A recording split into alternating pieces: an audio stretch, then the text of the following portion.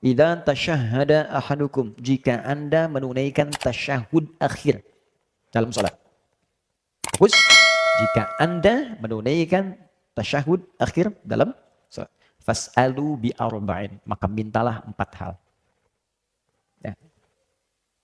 Fokus teman-teman. Lihat sini. Ada 2 waktu dikabulkan doa dengan cepat. 1, ini saat waktu sahar. Yang kedua sesaat sebelum salat berakhir. Jika dalam posisi ini, tasyahud akhir sebelum salam, kita punya kesempatan untuk meminta apa yang kita mintakan. Saya yakin kalau Anda diberikan waktu misalnya, ada waktu 1 menit, minta apa aja dikasih. Mau minta apa? Wah, masa. Banyak tuh, minta kaya, minta karir, minta surga, ya kan? Minta suami soleh, minta istri solehah, minta anak-anak soleh, banyak semua minta. Kata Nabi, kalau mau minta, minta 4 ini. Yang lain akan ikut semua. 4. Kita hafal doanya. Apa yang 4 ini? Ini hadisnya, hadis Muslim, hadis 588. Allahumma inni. Oke, a'udzubika. 1, min adzabi jahannam. 2, wa min adzabil qabri. 3, wa min fitnatil mahya wal mamat. Oke. 4, wa min syarri fitnatil masihid dajjal. Oke, ada 4 ya. Yuk kita turunkan satu-satu, terus kita bahas. Kalau kita kerjakan ini dengan baik, bukan sekedar doa yang dikabulkan, tapi Allah akan bimbing kita selamat dari mulai hidup dunia sampai kembali kepada Allah ke akhirat. Ya, tidak cukup dengan amin, kita bahas dulu. Ya. Saya hapus sebentar. Bismillah. Ya Allah. Sabar ya Allah. Alhamdulillah. Pahala sabar cepat. Oke. 1. Bismillah. Izin ya, sambil nulis. Allahumma inni, saya yakin sebagian besar kita sudah mengetahuinya dan mungkin sudah mempraktikkan itu, tapi nanti turunan yang belum kita bahas. Allahumma inni a'udzubika min adzabi jahannam. 1, berlindung dari siksa jahannam. 1, berlindung dari siksa neraka jahannam. Nanti saya bahas neraka jahannam itu apa supaya tahu betul. Ya. 2, wa min adzabil qabri. Dari siksa kubur. Siksa kubur. Nanti saya juga sedikit banyak kalau ada waktunya masih ada kita bahas di alam kubur itu seperti apa. Ya, dari keterangan yang Allah sampaikan, karena Allah yang Maha tahu. Kita kan belum tahu, kalau pengen tahu ya cepat aja ke kuburan. 3, wa min fitnatil mahya wal mamat. Ini yang kita butuhkan sekarang. Jadi kalau kita berlindung menyebut ini, wah, hoax, bulian, caci makian, gak akan ngaruh ke kita. Hilang, lewat semua. Ya. Fitnatil mahya, fitnatil mahya wal mamat. Fitnah semasa hidup, juga saat wafat. Duh, kasihan banget. Hidup di fitnah, wafat di fitnah juga. Oke, terakhir 4. Wa min syarri fitnatil masihid dajjal. Ini yang paling buruk. Dan ini ujian keimanan yang paling dahsyat. Ya. Dan sebagian tanda-tanda kecilnya itu udah mulai nampak nih. Bukan tanda besarnya kita nggak tahu. Yang tanda-tanda kecil tuh menuju itu udah nampak. Buruknya fitnah dajjal. Fitnah yang paling buruk. Dajjal. Syarri fitnatil masihid dajjal. Dajjal. Ini seketika bisa merubah orang yang tadinya beriman tiba-tiba langsung jadi kufur. Seketika. Nanti kita cerita. Ya, kalau sudah sampai ke nomor 4 kita cerita. Tadi ada 4 ini. Kata Nabi, minta. Setiap di penghujung kita selesai sholat sebelum salam. Kalau belum hafal redaksinya, minta di hati. Dengan bahasa kita. 4 ini sebutkan. Ya Allah, aku berlindung kepadamu ya Allah. Dari neraka jahanam, dari siksa kubur. Ya Allah, dari buruknya fitnah saat hidup ataupun nanti aku kalau wafat. Dan dari ya Allah, buruknya fitnah dajjal. Di hati. Tapi usahakan sambil kita menghafal, membaca, sampai nanti kita bisa tahu cara bacanya sesuai dengan petunjuk Nabi. Kita lafadzkan itu. Nah, saking pentingnya ini, pernah ada seorang ulama besar. Bahkan Imam An-Nawawi itu mengambil riwayat dari ulama ini. Namanya Imam Tawus. Imam Tawus ini punya anak. Anaknya sholat. Setelah selesai sholat, tanya bapaknya, kamu baca doa ini enggak tadi? Yang bapaknya sampaikan hadis dari Nabi. Kata anaknya, lah. Aqra'ta fi salatik, kamu baca ini enggak? La, tidak. Kata bapaknya, a'id salatak, kamu salat lagi. Saking pentingnya doa ini, disuruh salat lagi oleh bapaknya. Ya, diminta salat lagi, saking pentingnya. Jadi ada perhatian orang tua yang sangat dalam. Orang tua pengen anaknya selamat dari fitnah. Orang tua pengen anaknya jadi soleh. Orang tua mana yang tidak ingin anaknya hidup bahagia? Orang tua mana yang tidak ingin anaknya tidak soleh? Karena itu ketika tidak membaca ini, kata bapaknya, ulangi lagi sholatnya sampai kamu selesaikan doa ini. Oke, satu, kenapa penting kita membaca ini? Ya Allah, bebaskan saya dari neraka jahanam di kemudian hari saat pulang. Kita orang beriman, iman itu artinya yakin tanpa ragu. Jadi kalau setiap yang Allah berikan, yakin dulu. Walaupun belum paham, yakini dulu. Nanti dengan keyakinan itu, hikmah akan datang. Awas, jangan selalu mengandalkan logika ya. Karena kita ini manusia, punya keterbatasan. Di semua hal yang Allah tanamkan dalam manusia, itu punya batas. Contoh, mata punya batasan. Yang kita lihat besar sekarang, menjauh jadi kecil, bahkan hilang. Artinya, mata terbatas. Telinga punya keterbatasan. Sekian hertz dari bunyi, belum tentu bisa kita dengar. Semakin menjauh, semakin hilang bunyinya. Baik, pikiran punya keterbatasan. Yang tak masuk ke pikiran kita, nggak bisa kita cerna. Jadi kalau mata punya keterbatasan, maaf, telinga punya keterbatasan, kenapa akal tidak ingin punya batas? Pasti terbatas. Karena itu Allah berikan jalan. Iman dulu, nanti kalau sudah iman, hati dilembutkan, hikmah datang. Kalau hikmah sudah datang, akal akan mengikuti dan langsung paham seketika. Jelas? Karena itu, kalau berbicara tentang yang goib itu nggak tampak di depan kita. Kalau nggak tampak, akal nggak masuk. Karena akal itu hanya bisa kemudian memformulasikan yang tertangkap oleh indera. Yang kelihatan dicerna akal. Yang terdengar dicerna akal. Kan? Yang terasakan dicerna akal. Ini sekarang nggak nampak, nggak terasa sekarang. Bagaimana bisa dicerna akal? Karena itu yang dituntut iman. Di antara perkara iman itu ada kehidupan setelah kematian. Kita yakin itu. Karena kita yakin, maka mesti siap-siap. Gini logikanya. Teman-teman kesini kan mesti ada persiapan. Nggak semua orang tinggal di Bintaro. Ada yang di Jakarta, saya dari Bekasi. Mustahil ke sini kalau nggak ada bekal. Mesti ada kendaraan, ada bekalnya, ada macam-macam. Ini baru ke Bintaro. Sekarang kalau Anda ingin keluar kota lebih jauh lagi, antar provinsi, Anda keluar negeri butuh visa, butuh paspor. Ongkosnya tidak sedikit. Itu masih di dunia, level dunia. Sekarang Anda ingin keluar dunia, orang mau ke bulan aja bayarnya udah berapa sekarang? Itu baru nyampe bulan, Anda pengen ke surga. Firdaus lagi bersama Nabi. Ongkosnya mana? Bekalnya apa? Maka Allah turunkan amalan-amalan. Sama persis ketika itu tidak ada, maka jangan berharap Anda bisa datang ke sini. Jangan berharap Anda bisa ke bulan. Jangan berharap Anda bisa jalan, bisa haji, bisa umrah dan sebagainya. Maka kata Allah, jika orang pun pulang tak punya persiapan, dia nggak bisa ke surga. Tempatnya kemana? Hanya ada dua tempat. Satu ya neraka. Yang kedua A'raf. A'raf. Makanya ada surat Al-A'raf, surat ke-7. Intisarinya di ayat ke-45 sampai 47. Ya, Al-A'raf itu yang belum ke surga, yang tidak ke neraka. Jadi bekal ke surga belum cukup, ke neraka pun amalan nggak banyak-banyak amat dosanya gitu. Di 50-50, ini 50, ini 50. Tempatnya di sini. Dia bisa melihat semua yang di surga, tapi tak sanggup mendengar yang di neraka. Itu bahasa Qurannya. Tak sanggup mendengar, apalagi nengok. Logikanya begini, teman-teman malam nih 2:30 keluar dari hotel ini, tiba-tiba di atas pohon ada suara. Hihihi. Nengok nggak? Hah?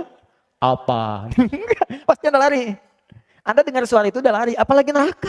Orang teriak semua. Makanya kata Quran, nggak sanggup mendengar yang di neraka, tapi banyak mengamati yang di surga. Dan dengan rahmat Allah, maka dipindahkanlah dari sini ke surga. Setelah hisab selesai, satu harinya 1000 tahun. Satu harinya, nunggu di sini. Kalau nggak cukup ke sini, nggak cukup di sini, ya mampirnya ke sini. Tapi ada satu tempat di sini yang nggak bisa keluar lagi. Namanya neraka jahanam. Di neraka itu dibagi dua. Neraka yang jahanam dan bukan jahanam. Ya bukan jahanam, ya neraka juga. Seneraka-nerakanya gitu kan. Ini paling ringan nih. Yang paling ringan ini. Neraka paling ringan. Tapi jangan diringan-ringankan ya. Neraka juga gitu. Itu di Quran surah keempat ayat 56. Quran surah 4 ayat 56. Nanti Anda akan tahu di ujung apa yang saya maksudkan. Innal ladzina kafaru bi ayatina sawfa nuslihim nara. Orang-orang yang susah mengikuti petunjuk kami, sulit. Kafar itu teman-teman, ada 3 jenis. Ada kafir, ada kafar, ada kufar. Itu beda. Kalau kafar, itu perbuatan menyimpang. Dikeluar dari petunjuk Allah, ya. Dikerjakan bisa oleh non-muslim, disuruh sholat, nggak sholat karena nggak ada iman kan. Bisa juga oleh orang yang mengaku muslim. Orang Islam tapi nggak mau sholat.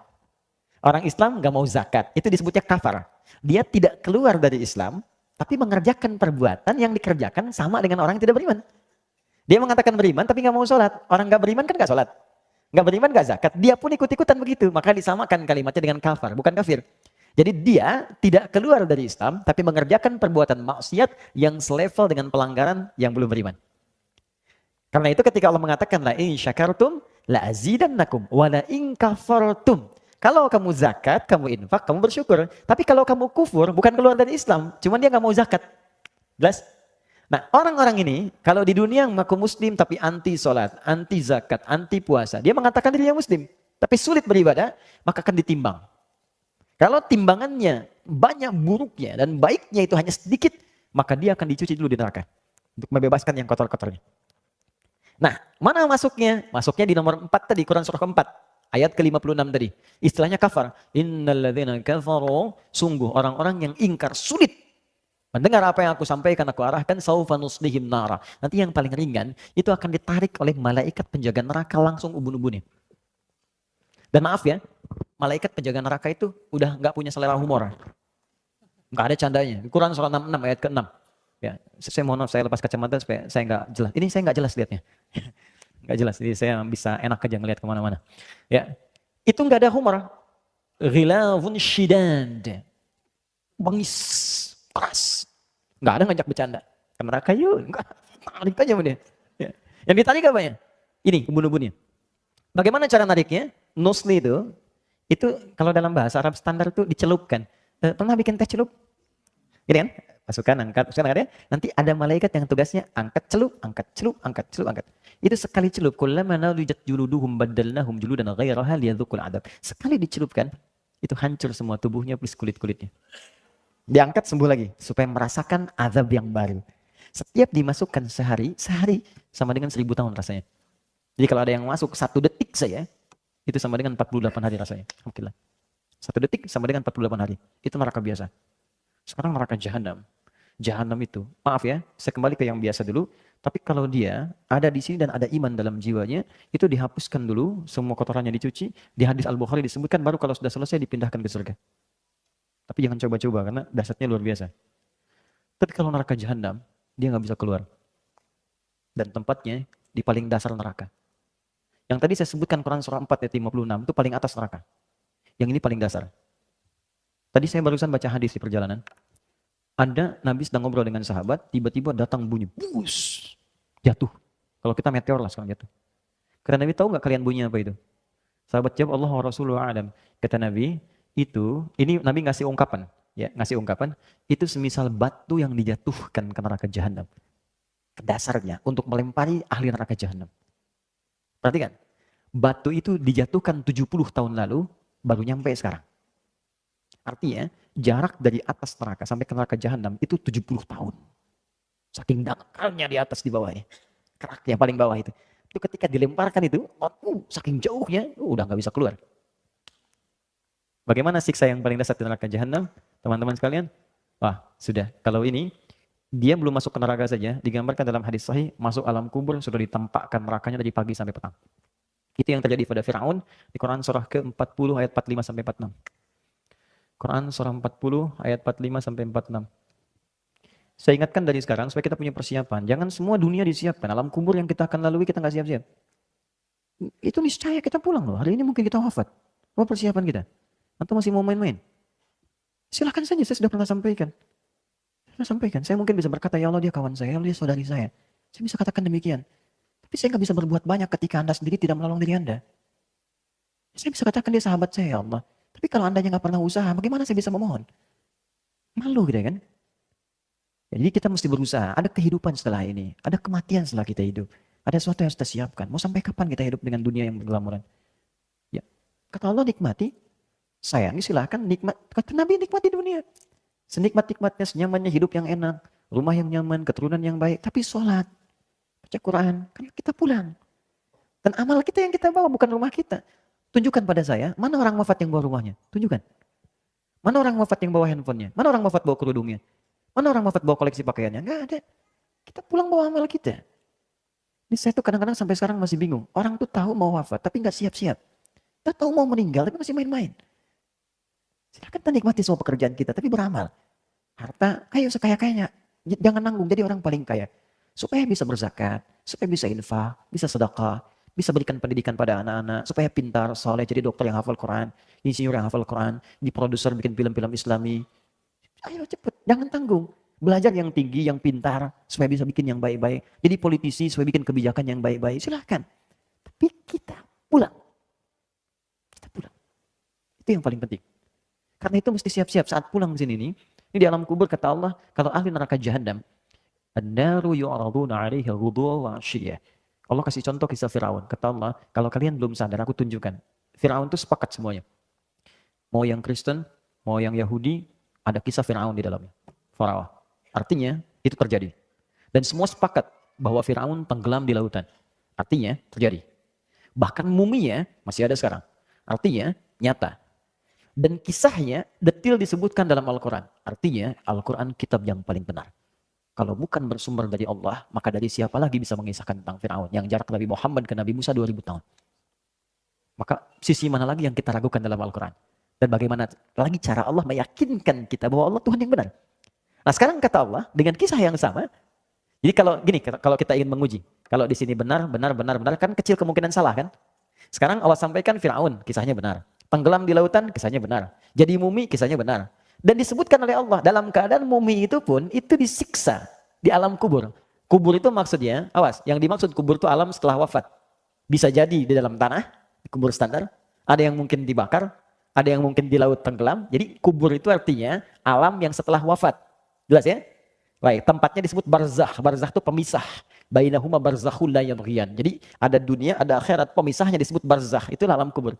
Alam setelah kematian. Jadi kalau Firaun kan gak dikubur. Jangan pahami di dalam tanah. Maksudnya pindah dia dari alam hidup ke alam mati. Nah saat matinya ini, itu ditampakkan oleh Allah neraka pagi dan petang, neraka jahanam. Saya pernah didebat oleh orang liberal begini berkata, Ustaz gak ada siksa kubur. Yang ada itu tidur. Saya bilang mas sini. Kalau orang mimpi buruk dalam tidur, Anda mimpi ketemu kuntilanak saya bilang. Mimpi buruk bukan? Buruk. Bangun tidak? Bangun saya. Nah sekarang Anda mimpi ketemu pocong, nggak bisa bangun-bangun. Tersiksa nggak? Sekarang ada orang mimpi ketemu neraka, nggak bangun-bangun. Sampai kiamat. Bukan itu siksaan. Nah Fir'aun itu salah satu yang ditampakkan. Jadi ahli neraka jahanam itu saat akan wafat dibukakan sampai dia ketakutan luar biasa. Saat di alam kuburnya ditampakkan neraka jahanam pagi sampai petang. Terus. Jadi nggak ada mimpi yang lain. Ahli surga beda. Kalau ahli surga nanti ada di Quran surah ketiga ayat 169 sampai 172. Ya. Jadi nanti saking indahnya ahli surga ini itu sampai-sampai begini Pak. Mungkin nanti di antara kita ada yang pernah merasakan bagian dari itu. Sampai-sampai dia berkata kepada Allah, "Ya Allah, aku pengen ngasih tahu saudaraku. Aku pengen ngasih tahu teman-temanku. Wa yastabshiruna billadzina lam yalhaqu bihim min khalfihim alla khaufun 'alaihim wa lahum yahzanun." Kalau mereka mampu, mereka akan berkata pada saudaranya, "Kamu jangan takut, jangan tangisi aku. Kalau bisa cepat nyusul ke sini. Di sini lebih enak dari apa yang kamu kerjakan sekarang. Enggak ada tugas lagi, enggak ada beban lagi. Enggak ada salat lagi, enggak ada halal haram lagi. Semuanya enak di sini. Kalau bisa cepat ke sini." Makanya di Palestina itu diajarkan. Jadi kalau ada seorang wafat, itu yang masih hidup tuh bagi-bagi manisan. Kenapa? Ini alhamdulillah sudah wafat duluan. Mudah-mudahan saya nyusul besok. Mudah-mudahan saya nyusul. Makanya syahid itu ditanamkan dari sejak kecil. Syahid itu banyak nanti. Kalau nggak ada konteksnya pembelaan diri, sedang diserang. Kalau tidak ada konteks itu, nanti semua pekerjaan kita yang baik-baik diniatkan karena Allah itu fisabilillah. Seperti sekarang belajar. Itu kalau wafat orang sedang mengajar atau Anda belajar, itu syahid. Seorang ibu mengandung. Misal saja. Wafat saat melahirkan misalnya. Baik bayinya atau ibunya, syahid. Sedang menyusui, wafat, diniatkan ikhlas, syahid. Anda sedang bekerja, diniatkan ibadah untuk beribadah pada Allah, syahid. Pertanyaan saya, setiap Anda bekerja, niat ibadah enggak? Jangan-jangan niatnya harta melulu, makanya capek kerjanya. Capek gitu. Itu ada nilai-nilai itu.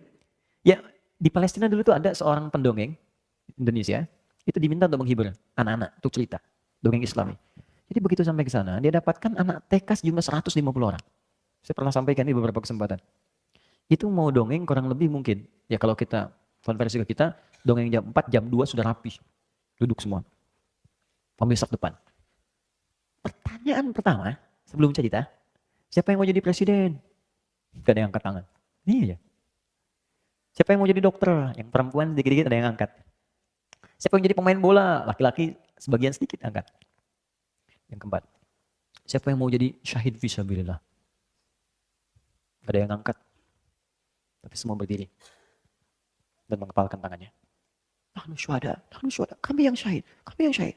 Terdengar saya mengatakan, saya akan nyusul paman saya akan nyusul kakak saya akan nyusul ayah saya akan nyusul bapak saya. Semua mengangkat tangannya. Karena memang diajarkan untuk persiapan pulang. Makanya amalan itu dikejar. Kejar amalan itu. Karena dia sadar akan pulang. Nah ini yang sekarang berkurang di kita. Semua mengejar hidup dan tidak menyiapkan wafat. Nah neraka jahanam, dahsyatnya di alam kubur begini, dan kalau sudah masuk nggak akan pernah bisa keluar. Nggak akan bisa keluar. Dah selesai.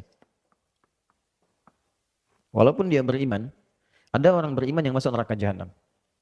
Siapa orang itu? Orang yang beriman di lisannya tapi ingkar di hatinya. Disebut munafik namanya. Orang munafik ini tempatnya di neraka jahanam. Dalilnya Quran surah keempat ayat 140. Quran surah 4 ayat 140. Paling kiri sebelah bawah di mushaf.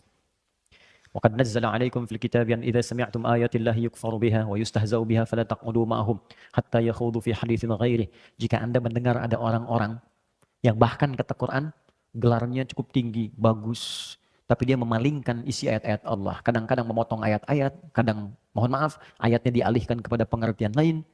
Maka kata Allah jangan sertai mereka. Jangan celak juga. Udah diamkan aja, tinggalkan. Kalau Anda ikuti yang seperti itu, semua agama sama, menuju pada Tuhan yang sama, cuma caranya beda-beda. Anda ikuti seperti itu, ujung-ujungnya Anda nanti nggak sholat juga. Ujung-ujungnya nggak ibadah juga. Tinggalkan dulu mereka, sampai mereka tobat. Baru datangi lagi. Kata Allah, lihat ujung ayatnya. Innallaha jami'ul munafiqina wal kafirina fi jahannam jami'a. Allah akan himpun orang munafik dan orang-orang yang tidak mau beriman di akhirat nanti di neraka jahanam semuanya. Ingat, ada dua perbuatan yang bisa memasukkan seorang ke neraka jahanam. Kalau Anda berlindung menyebutkan ini, maka Anda akan dijaga dari dua perbuatan itu. Ya, pertama, tadi orang yang munafik, perbuatannya disebut nifak. Cirinya 3. Hati-hati, kalau Anda ciri ini melekat pada diri kita, segera tobat. Karena resikonya bahaya. Pertama, nifak. Orang yang disebut munafik. Cirinya 3. 1, idza haddatsa kadzaba. Kalau dia bicara dimanapun, hobinya berdusta. Ingat, hadisnya bukan hadasa, tapi haddatsa. Beda antara hadasa dengan haddasa. Kalau hadasa, sekali bicara. Mungkin ada orang yang terpaksa berdusta karena satu hal, bukan jadi kebiasaan. Kalau ini, setiap bicara, hobinya dusta. Jadi banyak dustanya dibanding biasanya. Ya, hati-hati nih. Rumah tangga, tanya, kemana ya? Sini dulu, padahal enggak. Kebiasaan. Anak dari kecil ditanya misalnya, kemana? Awas hati-hati. Di kantor jadi biasa. Terbiasa bermuamalah dusta. Hati-hati teman-teman, hati-hati. Kalau pilih-pilih pekerjaan yang baik-baik. Di diplomasi, dunia politik sekarang, ekonomi di perdagangan, berapa banyak orang dusta dengan barang jualan dan sebagainya. Promosi kan bagian dari pembicaraan. Bikin status, hoax, buzzer itu, hati-hati tuh. Yang suka bikin yang buruk-buruk itu kan kebiasaan, jadi profesi. Sekarang jadi profesi. Nabi mengancam, dijadiin profesi. Nabi mengancam, jangan, hati-hati ini. Kamu bisa jadi munafik, dijadikan profesi. Itu bahaya. Nah, itu kalau nggak tobat, makanya kita doakan. Kalau malam bangun tuh doakan. Ya Allah, jadikan yang orang belum baik jadi baik. Ya Allah, bukakan pintu tobat untuknya, berikan dia hidayah. Ya Allah, aku tahu rahmatmu lebih luas daripada hukumanmu. Berikan mereka rahmatmu, berikan kami rahmatmu. Minta. Jadi jangan diperjelek juga, doakan lah. Mungkin ada yang statusnya buruk, ahli maksiat, doakan mungkin dia jadi orang paling soleh dibanding kita di kemudian hari. Ya, minta sama Allah. Mungkin Anda punya teman-teman, doakan dia.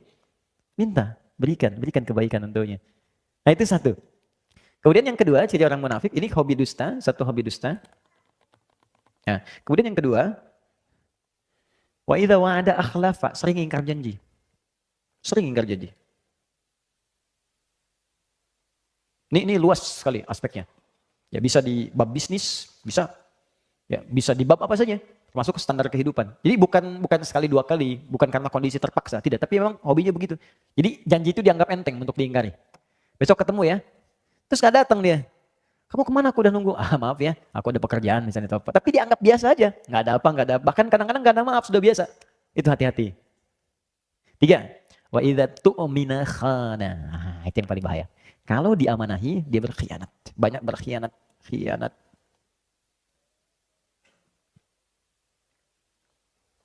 Istri, amanah untuk para suami. Suami, amanah untuk istri. Amanah dari siapa? Allah. Allah mudah memasangkan Anda dengan perempuan lain.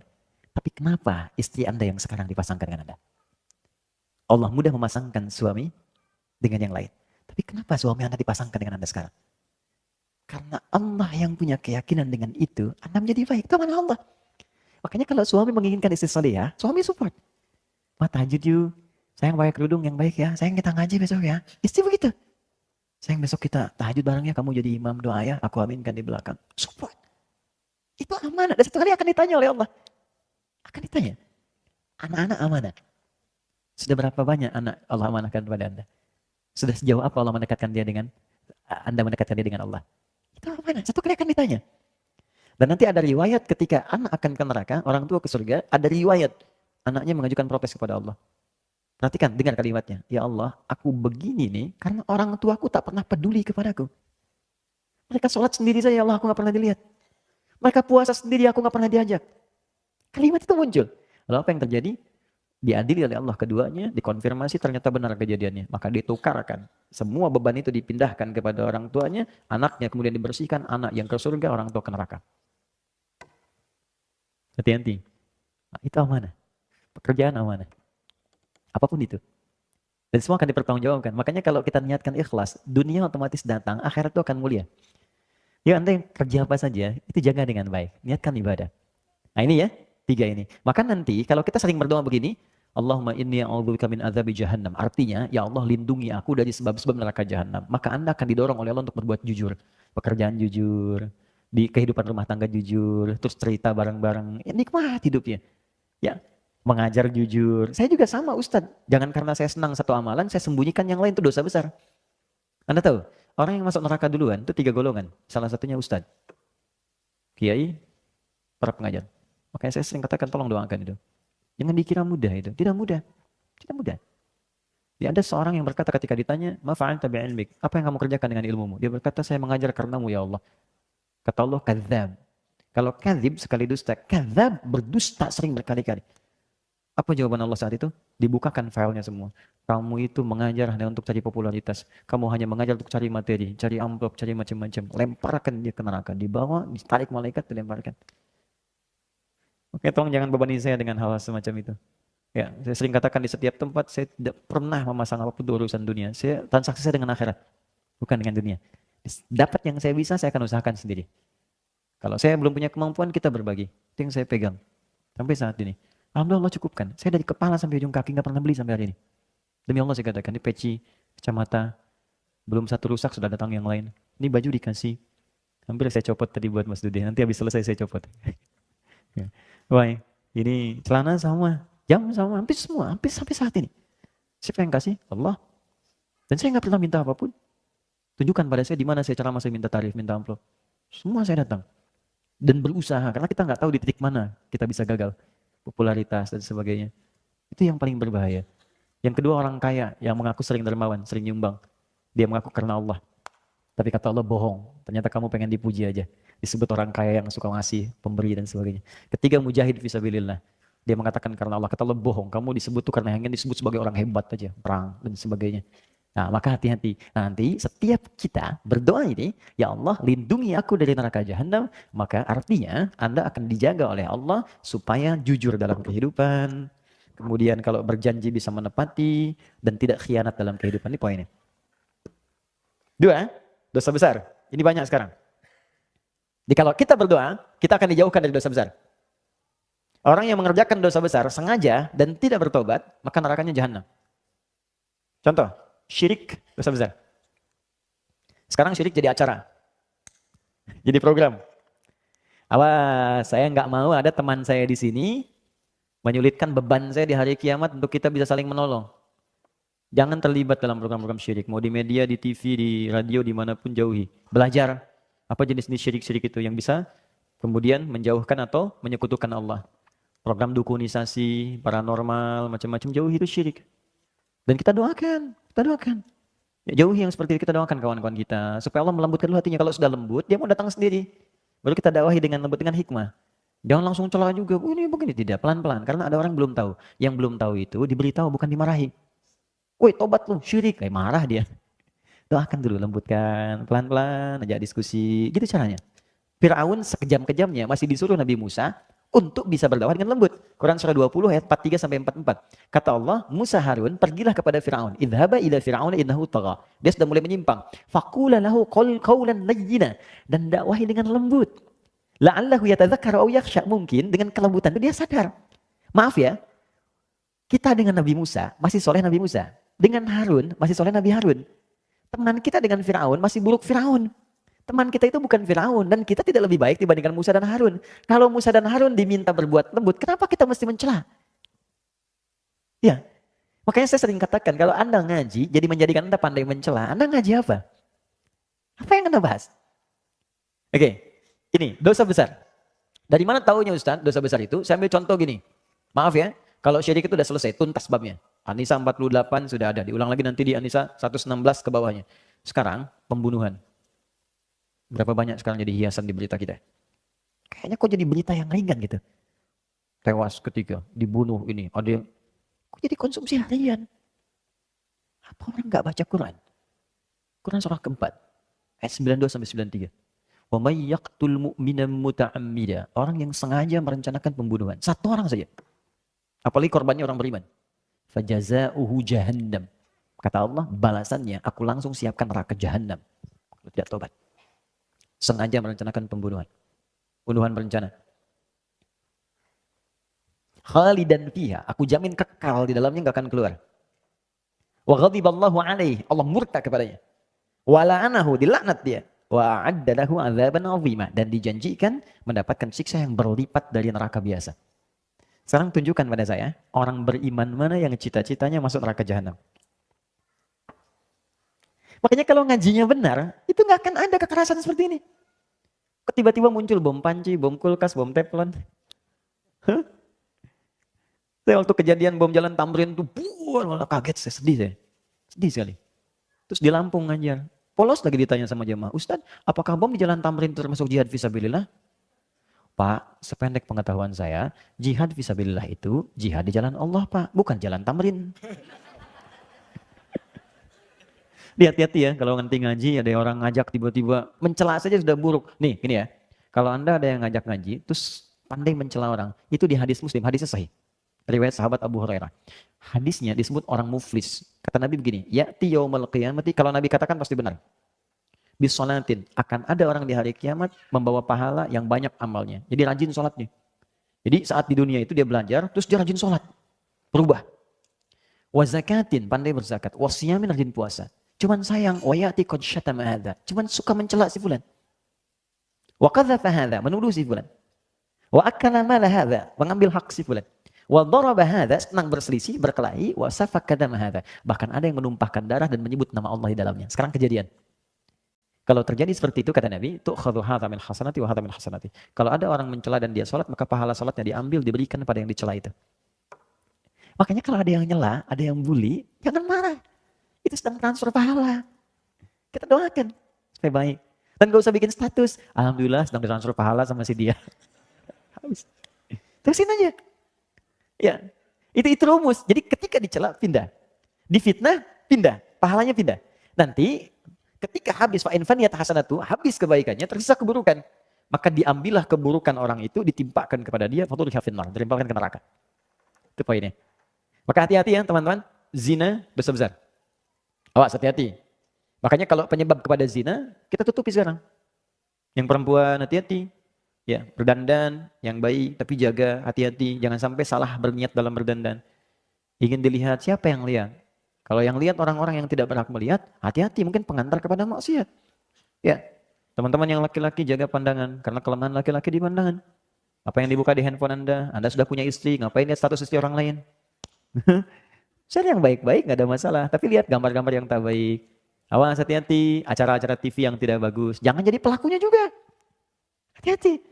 Kalau Anda jadi pelakunya dan ditonton orang, dan diikuti gaya Anda itu, maka dosa dia ditampung oleh Anda. Ditampung oleh Anda. Awas, hati-hati, itu yang disebut dosa jariah. Bukan cuma pahala jariah, dosa pun ada. Ketika Anda memberikan contoh buruk, diikuti oleh orang, maka setiap perbuatan buruk dia, Anda dapat bagian saham keburukannya. Masuk. Kalau kita taubat, diberhentikan oleh Allah. Selesai. Nah, maka orang yang sering berdoa begini, Allahumma inni a'udzubika min azabi jahannam. Ketika dia bacakan itu, maka dia akan dijauhkan dari semua pengaruh zina, semua pengaruh keburukan, pembunuhan, zina, syirik akan dijauhkan oleh Allah dari hidupnya. Dan dijaga dia berbuat jujur, amanah, dan tenang hidupnya. Itu baru satu doa. Bayangkan, kalau kejujuran ada di rumah tangga, ketenangan ada di pekerjaan, kenikmatan ada, amanah dalam kehidupan, apa yang kurang bahagia yang bisa kita rasakan? Baru satu kalimat. Kita berhenti dulu di kalimat ini. Azab kubur kita simpan dulu, alhamdulillah. Sebagian sudah saya sampaikan, jadi saya anggap ini masuk. Amalannya sudah saya terangkan tadi. Fitnah kehidupan, saya tutup sampai sini dulu. Setelah itu kita diskusi sebentar. Yang ini saya simpan karena ini pembahasannya cukup luas. Saya bagi fitnah dulu kepada dua bagian. Fitnah, pakai F ya, bukan P. Katanya orang Sunda susah bilang fitnah, padahal itu fitnah ya. Oke. Apa itu fitnah? Fitnah itu dia punya beberapa arti. Satu, bisa berarti sesuatu yang menarik. Menarik. Makanya harta disebut fitnah. Karena banyak menarik orang untuk bisa mendapatinya. Anak-anak disebut fitnah. Karena banyak orang mengharapkan punya keturunan, anak, dan seterusnya. Ujian itu fitnah. Tuduhan itu fitnah. Nah, yang dimaksud di sini adalah hal-hal negatif yang terkait dengan aktivitas kehidupan kita. Misal, tuduhan yang kerjakan orang kok yang kena kita. Atau, maaf, fitnah di keluarga, anak-anak. Orang tuanya soleh, anak-anaknya buruk. Fitnah di harta benda, hati-hati. Tidak bisa menggunakan harta sesuai ketentuan Allah. Orang menggunakan untuk sedekah, dia pakai buat nyogok, dia pakai buat korupsi dan sebagainya. Itu fitnah. Ada fitnah yang terjadi selama kita hidup. Dan itu sudah nampak sekarang, banyak. Yang kerjakan orang dituduh orang lain. Ada rekayasa, ada macam-macam. Dan itu banyak hal dalam aspek kehidupan kita. Nah, ternyata sebagian umumnya manusia tidak bisa lepas dari ini, fitnah kehidupan. Tapi kita bisa memproteksi ini dengan memohon kepada Allah sang pemilik segalanya. Untuk menutup semua pintu-pintu itu, bukan gak dapat fitnah. Sebelum fitnahnya kita alami, langsung Allah tutup. Sehingga kita tidak masuk ke dalamnya. Maka anak-anak kita, teman-teman kan merawat di rumah tuh. Mohon izin ya, Anda kan merawat di rumah bisa Anda kontrol. Apa yang dia lihat, apa yang dia baca. Sekarang anak kita sekolah, siapa yang jaga dia? Apa yang dia makan, bagaimana bisa Anda tahu? Anda sudah capek mengandung 9 bulan 10 hari, melahirkan, memberikan ASI, teman-teman merawat peluh kesahnya. Tiba-tiba ketemu teman yang menjauhkan dia dari kebaikan pada Anda. Bukan Anda akan kecewa? Saya pernah menangani kasus ini, Pak. Orang tua soleh, anak disekolahkan di sekolah Islam. SD, SMP, SMA. Tapi kurang kontrol. Begitu mau masuk kampus, dianggap cukup bekalnya. Maka dia boleh bebas pilih kampus. Maka masuklah dia ke kampus umum, yang aturan di kampus itu mesti ikut atau bergaul dengan teman-teman yang bahkan tidak seagama. Dia tidak pulang 2 pekan. Setelah ospek itu, begitu pulang dia minta izin pindah agama. Tuh. Jadi ada fitnah kehidupan. Bisa terkait harta, keluarga, pekerjaan. Ada hal-hal yang tidak kita kerjakan, tiba-tiba kita yakin. Ada aspek harta benda yang salah penggunaan. Ada di keluarga yang terlibat tindakan yang buruk. Itu masuk disebut dengan fitnatul mahya. Segala ujian kehidupan, hidup yang menjadi beban. Rasanya jadi beban untuk kita. Ya. Sudah? Yang kedua, ada konotasi yang positif. Tapi kalau nggak dikerjakan, jadi negatif. Yang kedua ini artinya, ujian yang diberikan pada orang lain, tapi kita diminta belajar dari hikmah itu. Yang mengalami ujiannya disebut dengan bala namanya. Bala. Cukup sekali ya. Kalau 2 kali jadi bala-bala. Bala. Oke. Atau ibtala. Misal, hujan nih. Banjir kan? Banjir misalnya. Ada tempat tuh.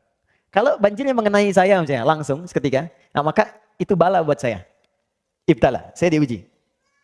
Nah sekarang, bagi Anda yang tidak kedapatan banjir, diminta belajar dari situ. Kenapa di sana banjir? Misal, karena saluran kurang bagus, kan?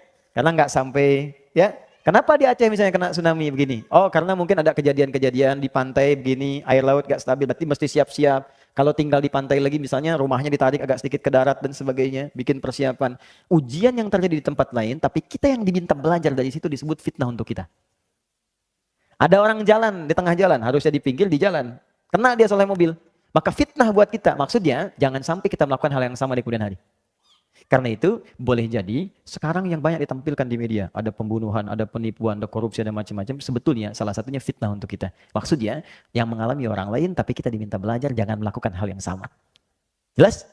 Itu konteks yang positif, tapi bisa jadi kemudian negatif kalau dia tidak dikerjakan. Nah, terakhir, ada orang meninggal masih difitnah juga. Itu paling gak enak.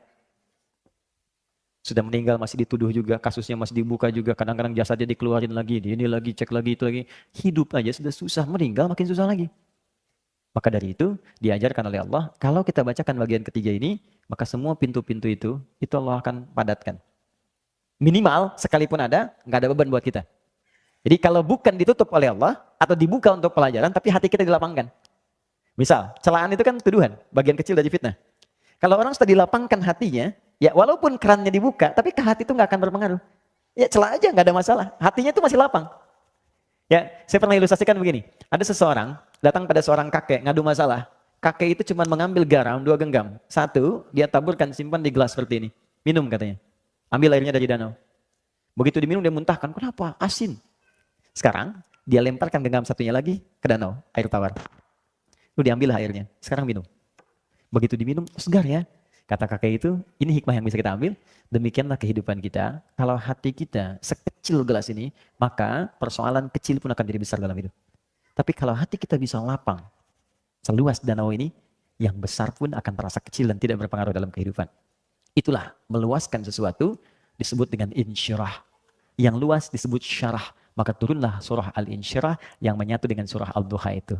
Perhatikan kalimatnya. Alam nasyrah laka sadrak. Wa wada'na anka wizrak. Alladzi anqadha dhahrak. Kalau hatinya sudah luas, beban yang datang di dalam tubuh kita pun yang menjadikan berat dari kepala sampai kaki akan dilapangkan oleh Allah. Maka ditutup dengan kalimat indah.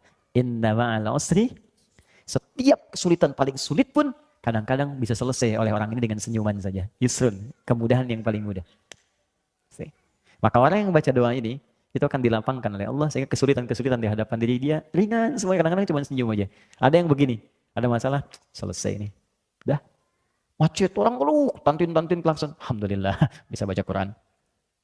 Ya, terlambat bagaimana ya? Bilangannya terlambat macet. Emang kenapa? Diberhentikan pekerjaannya, cari pekerjaan lain. Rezeki sudah diatur. Lapang sekali gitu hatinya tuh. Ya. Kalau begini bagaimana? Akan belum kejadian. Gitu. Nah, cukup ya?